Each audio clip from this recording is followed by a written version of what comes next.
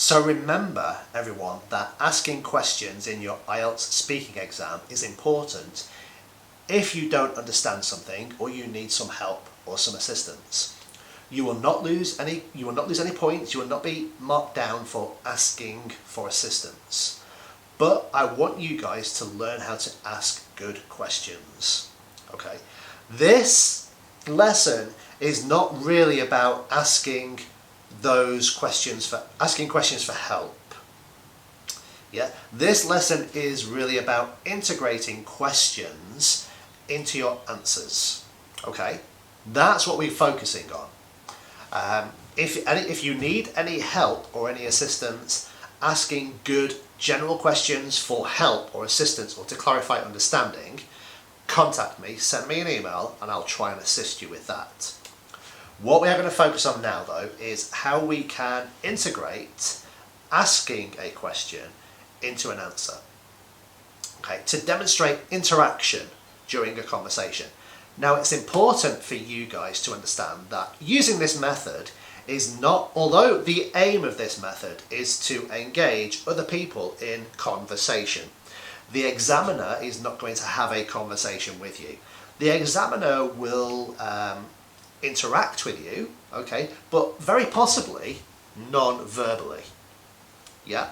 So you might, integrating one of these questions into an answer, you might just get from the examiner a smile and a nod, or kind of like that. They're not going to have a conversation with you because it's your job to do the speaking and to do the answering. It's their job to ask you the questions, okay? But I think by integrating questions into your answers and encouraging that interaction with the examiner, that will make them feel happier about your abilities with English. It's also very important that when you are asking any type of question in English or in any language, probably very naturally, is that you're looking at the person who you are asking the question to. You don't want to ask a question to somebody over there while you're looking over here. Yeah, can you help me? Because that person doesn't know you are speaking to them. So at any point where you are integrating questions into your answers, you have to look at the examiner directly. Make eye contact with the examiner, yeah, to ask your question. Yeah. So how do we go about integrating questions into our answers? Here are a few examples. Have you seen it? Do you know her? Have you ever tried it? Do you run? I don't know if you've ever read it, but Paris is beautiful, isn't it? So let's just have a look. So we also have our who, what, why, where, when and how, our bog standard question words. We'll talk about those in a little bit more detail later. But let's just have a look at these examples that we have here. Have you seen it? Now, you could be talking about television, movies, or anything else that you can see. Yeah? And you might say, I don't know, let's say for an example, okay, you're talking about movies and you're talking about your favourite movie. And you say, well, actually, my favourite movie is Goodfellas. It's a mobster movie made, 20 years ago. Have you seen it?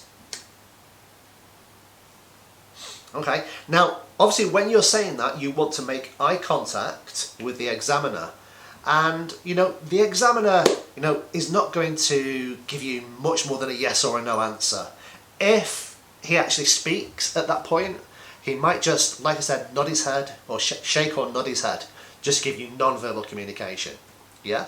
When you've asked the question, you need to stop for a split second. Have you seen it? Okay? But it's only a split second. A split second, you've made eye contact, have you seen it? Wait for the reaction and then carry on.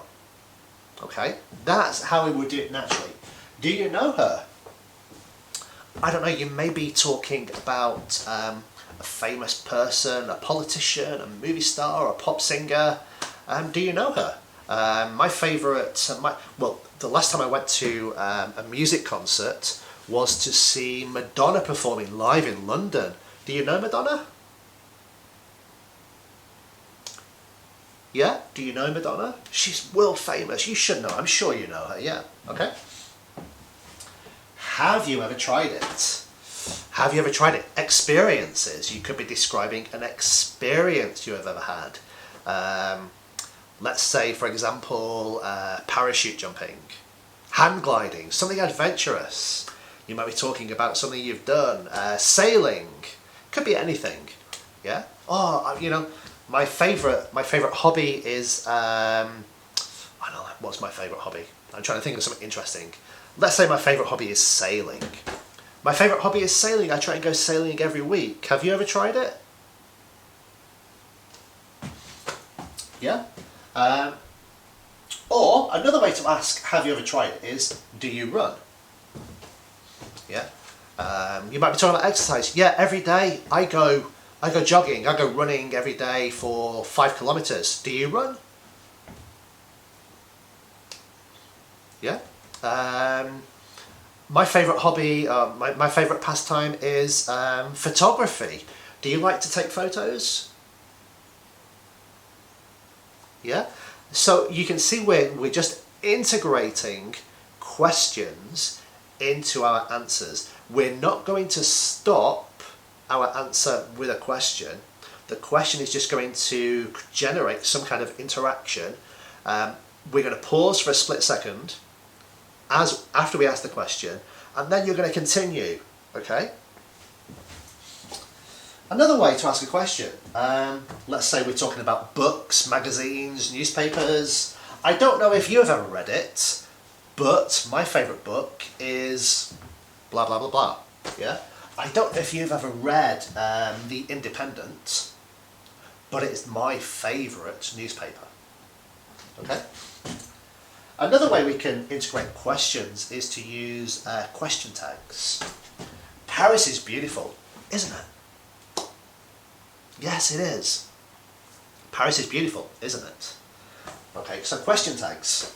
I don't want to make this a grammar lesson, so I'm going to presume that you guys know how to ask questions, that you would know how to create question tags. If you don't, let me know and I will give you some help with question tags.